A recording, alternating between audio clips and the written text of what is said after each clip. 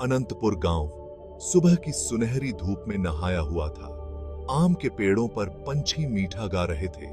हवा में चमेली और ताजी मिट्टी की खुशबू थी। यहाँ जीवन सरल था, प्रकृति की लय से बुनी हुई एक सुंदर रचना। बच्चे धूल भरी गलियों में खेल रहे थे। उनकी हंसी हवा में गूंज रही थी। औरतें कुएं पर इकट्ठा हो रही थीं। उनकी रंगीन साड़ियां खिले हुए फूलों की तरह लग रही थीं। आदमी खेतों में जा रहे थे। उनके चेहरों पर एक नए दिन का वादा था।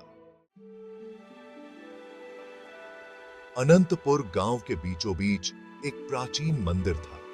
यह भगवान विष्णु और देवी लक्ष्मी को समर्पित था। गांव वालों का मानना था कि वे उन पर नजर रखते हैं, फसलों के लिए बारिश और उनके परिवारों के लिए स्वास्थ्य लाते हैं। हर सुबह मंदिर की घंटियां बजती थीं, भक्तों को प्रार्थना के लिए बुलाती थीं। लोग फूल फल चढ़ाने और फुसफुसाते हुए प्रार्थना करने आते थे। वे अच्छी फसल के लिए, अपने प्रियजनों के स्वास्थ्य के लिए और अपने दिल में शांति के लिए आशीर्वाद मांगते थे। उन गांव वालों में रामू नाम का एक दयालु किसान भी रहता था। वह एक नेक दिल इंसान था, हमेशा मदद के लिए तैयार रहता था। लेकिन रामू गरीब था। कई मौसमों से उसकी फसलें बर्बाद हो गई थीं, जिससे उसके पास खाने के लिए बहुत कम बचा था। गांव वाले अपनी अपनी जिंदगी में व्यस्त अक्सर रामू की दुर्दशा को नजरअंदाज कर देते थे। वे उसकी बदकिस्मती के बारे में फुसफुसाते थे। कुछ ने तो यह भी कहा कि उसे श्राप दिया गया है। उनकी उदासीनता के बावजूद रामू ने कभी उम्मीद नहीं छोड़ी। वह कड़ी मेहनत की शक्ति और अपने देवी देवताओं की दया में विश्वास करता था। रामू रोज मंदिर जाता था। वह भगवान विष्णु और देवी लक्ष्मी के सामने घुटने टेक देता। उसका दिल चिंता से भरा हुआ था। वह अपनी परेशानियां फुसफुसाता, उनसे मार्गदर्शन और आशीर्वाद मांगता। हे दयालु देवताओं, वह प्रार्थना करता, मुझे इन कठिनाइयों को दूर करने की शक्ति दो। मुझे समृद्धि के मार्ग पर ले चलो, ताकि मैं अपने परिवार की देखभाल कर सकूं और जरूरतमंदों की मदद कर सकूं। उसका विश्वास अटूट था।